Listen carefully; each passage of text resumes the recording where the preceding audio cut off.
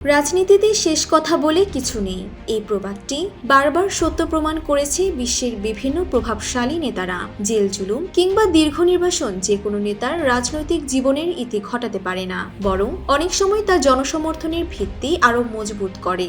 ইতিহাসে এমন চারজন বিশ্ব নেতার প্রত্যাবর্তনের গল্প আজ আলোচনা করব, যারা দীর্ঘ সংগ্রাম শেষে ফিরে এসে নিজ দেশের ভাগ্য বদলে দিয়েছিলেন।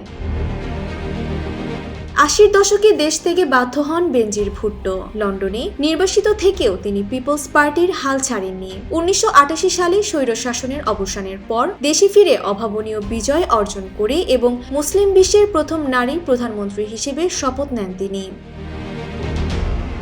ইসলামী বিপ্লবের স্থপতি শাহ শাসনের বিরোধিতার দায়ে ১৯৬৪ সালে ইরান ছাড়েন আয়াতুল্লাহ রুহুল্লাহ খোমেনি। তুরস্ক ও ফ্রান্সে ১৫ বছর নির্বাসিত জীবন কাটিয়ে ১৯৭৯ সালে বীরের বেশে দেশে ফেরেন তিনি। তার নেতৃত্বে সংঘটিত হয় ইরানের ঐতিহাসিক ইসলামী বিপ্লব, যা পাল্টে দেয় মধ্যপ্রাচ্যের রাজনীতির গতিপথ। জীবন অবাক না করলে কে করবে? ২৮% মিল্ক ফ্যাটের অবাক করার সাথে ফ্রেশ মিল্ক পাউডার। জীবন অবাক করুক প্রতিদিন।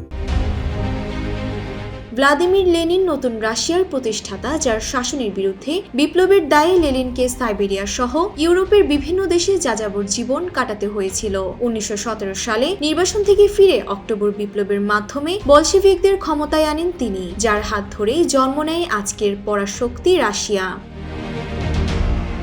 বর্ণবাদ বিরোধী সংগ্রামের প্রতীক ম্যান্ডেলার সংগ্রাম ছিল সবচেয়ে দীর্ঘ ২৭ বছর কারাগারে বন্দী থেকেও তিনি আদর্শ থেকে সরে যাননি। ১৯৯০ সালে মুক্তির পর দক্ষিণ আফ্রিকায় বর্ণবাদের অবসান ঘটিয়ে ১৯৯৪ সালে প্রথম কৃষ্ণাঙ্গ প্রেসিডেন্ট হিসেবে শপথ নিয়ে বিশ্বকে তাক লাগিয়ে দেন। এই নেতাদের জীবন শিক্ষা দেয় আদর্শিক দৃঢ়তা ও জনগণের ভালোবাসা থাকলে প্রতিকূল সময় পার করে ফের ক্ষমতায় ফেরা সম্ভব।